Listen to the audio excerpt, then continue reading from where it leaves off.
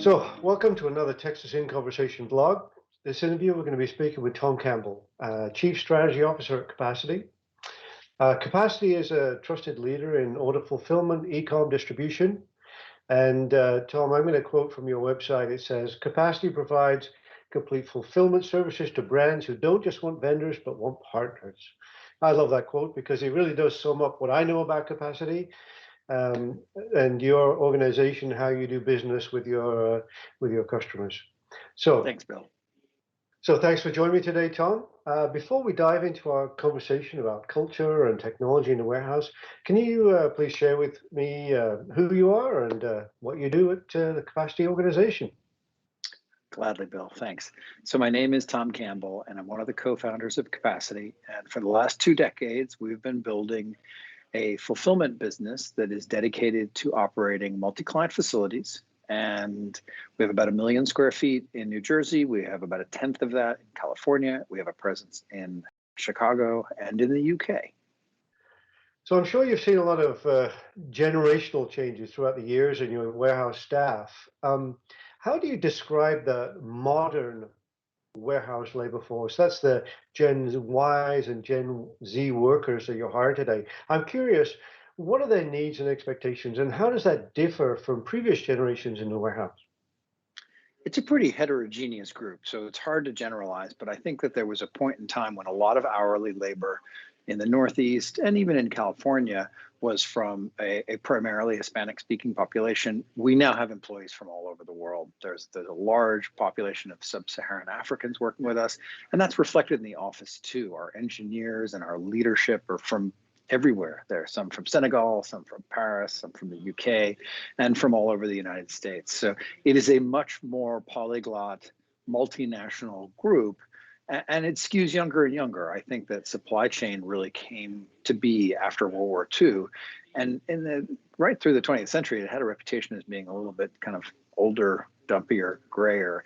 And it's become a hot field. And I think that we can thank Amazon in part for that, and also just the consumer expectations that Amazon has crafted and e-commerce in general has propagated in all of the developed world and beyond, as well as trends like mobile. And the population working in the warehouse and around the warehouse reflects that. Yeah. So how are you adapting your company processes and culture to support this modern warehouse labor? So it's interesting. Early in the game, we would be differentiated in part because we didn't require people to have English as their first spoken language. My partner is bilingual in Spanish. I muddle along. A lot of our mid and senior management speaks Spanish, and we feel that warehousing that's driven by technology is more of a lingua franca. It's not as dependent on what language you speak if you're using technology devices that are driven by scanning and numbers and barcodes. I would say that English is propagated more throughout the warehouse, probably in the last 10 years than it was in the first 10 years.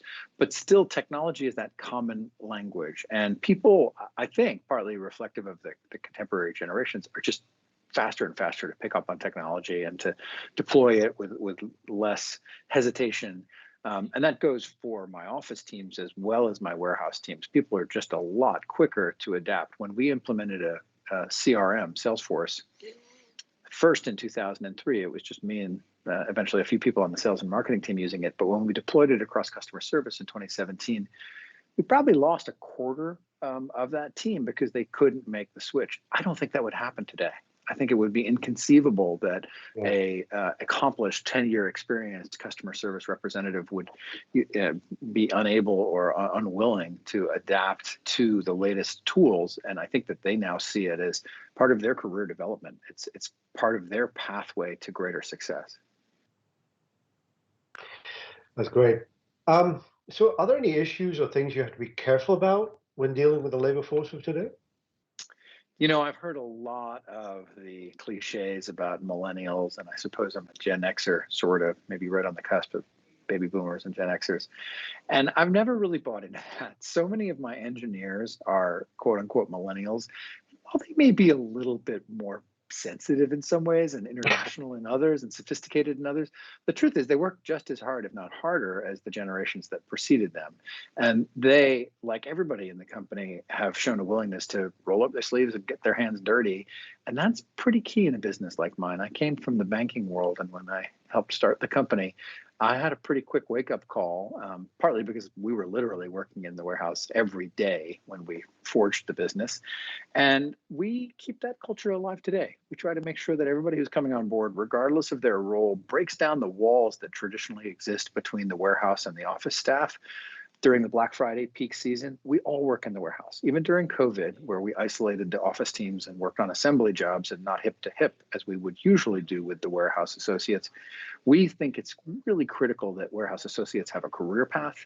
They have a way to move into other roles. My marketing analyst was first on the floor, then she became our receptionist. Now she is a extremely talented marketing analyst. And we have half a dozen people on our team who were receptionists who have moved into, in some cases, senior management roles. So that opportunity for upward trajectory is so inherent in human beings throughout the ages, but more so now than ever. And I think that, you hear a lot about short tenure in the contemporary corporate environment. We don't have that.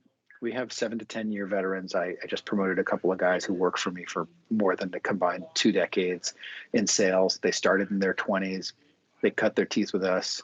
They earned their stripes in the truest sense of the word, and now they're officers of the firm. And I think if you shut that opportunity off to anybody, you're just shooting yourself in the foot. I think you really you don't want to promote people unnaturally, but if people have a drive and a yen to move up and diversify their portfolio of skills, you need to support that.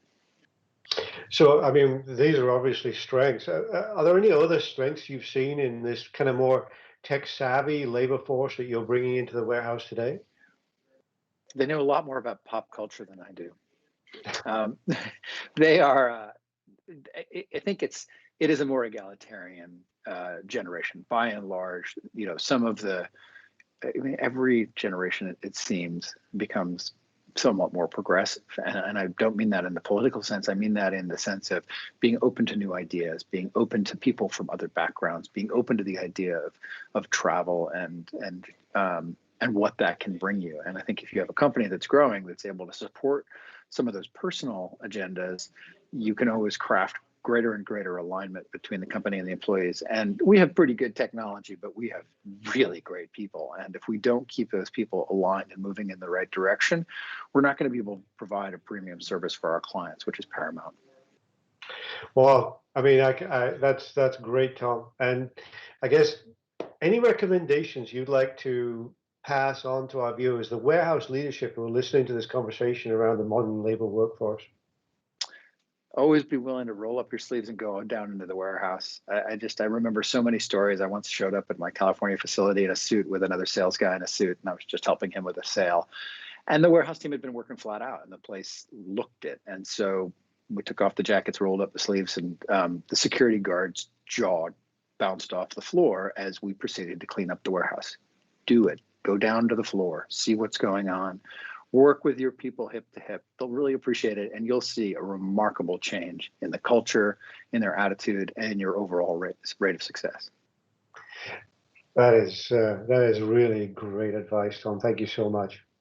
Thom, thank you so much for your insights today. This has been very illuminating and very enjoyable to listen to the key things that you have been telling us about dealing with the labor force of today. Thanks, Bill. And thank you to our viewers. If you need any support optimizing your workforce with technology, Texas is here to help. At the end of this video, you got the option to speak to one of our supply chain experts or access an ebook on Apple versus Amazon and strategies to succeed in the warehouse labor management. Good luck, and I'll see you next time on a Texas blog. Thank you. Thanks.